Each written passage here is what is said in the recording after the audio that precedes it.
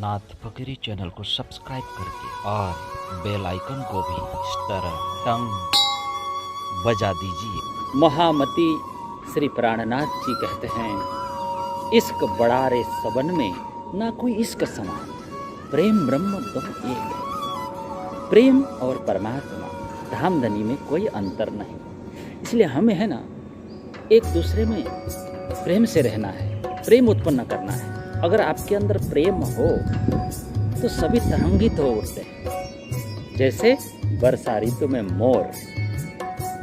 तो साथियों, प्रेम का मार्ग है ना, ये अमृत मार्ग है।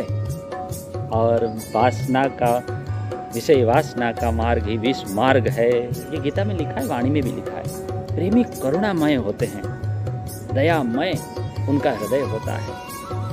प्रेमी के हृदय में स्नेह होता है, समर्पण की भावना होती है ना। प्रेमी सदा आनंद मंगल में रहते हैं, प्रसन्न रहते हैं हमेशा।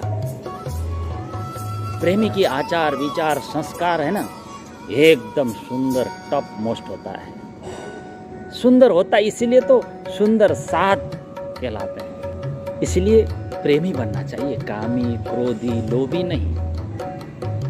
क्यों? क्योंकि ये सब आत्मा का नाश करने वाले नरक के दरवाजे हैं।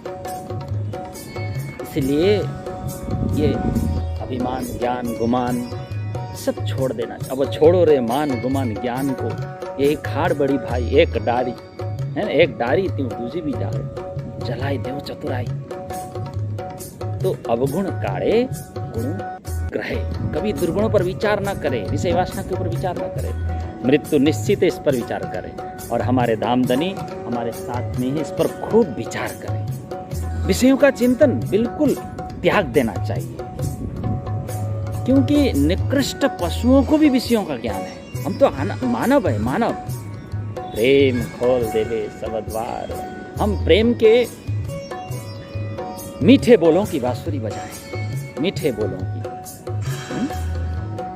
आपके घर में आपकी धर्म पत्नी है, उनके साथ भी बहुत प्रेम से बोलें, वो नृत्य करती सी प्रतीत हो।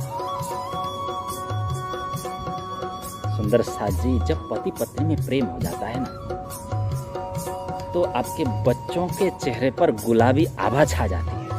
इसलिए प्रेम से रहना चाहिए। तो धर्म पत्नियों को भी पतिव्रता धर्म का पालन करना चाहिए, है ना।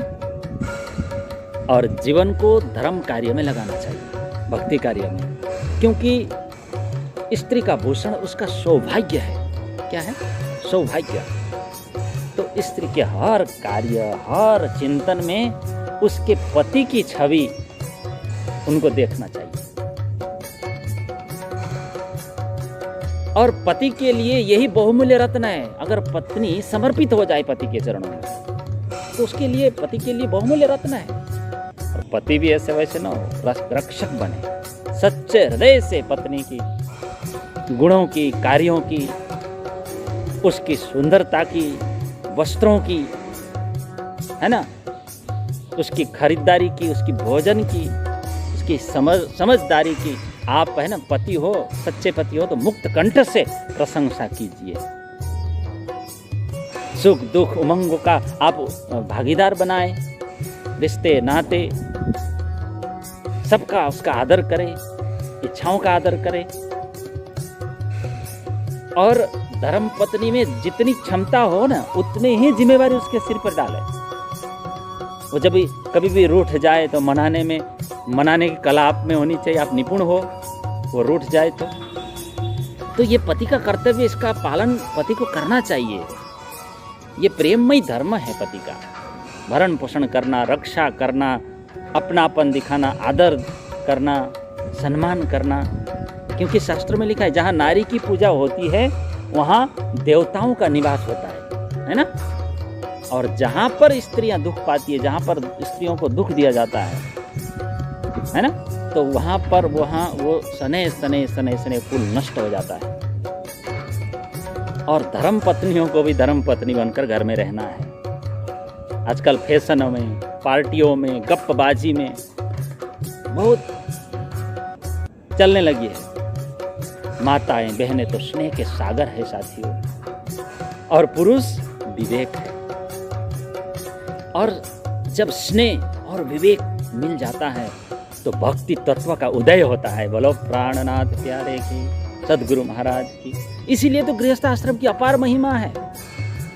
आप इसी आश्रम में रहकर भक्ति मार्ग में चलकर परम धाम को, श्री राज्य को सस्ता से पालो। परंतु विवेक और सावधानी बरतना चाहिए। हमारे अंदर सद्गुणों का विकास हो जाए तो हम ऑटोमेटिक प्रेमी बन जाएंगे, अच्छे विचार आने लगे तो। इसलिए उत्तम गुणों के द्वारा हम अपने जीवन को सुंदर बनाएं और जीवन को धर्म कार्य में लगाते जाएं, भक्ति कार्य में लगाते जाएं। अपने अपने कर्तव्यों को हम पालन करें और जीवन को सफल बनाएं, धन्य बनाएं। प्रणाम साथियों।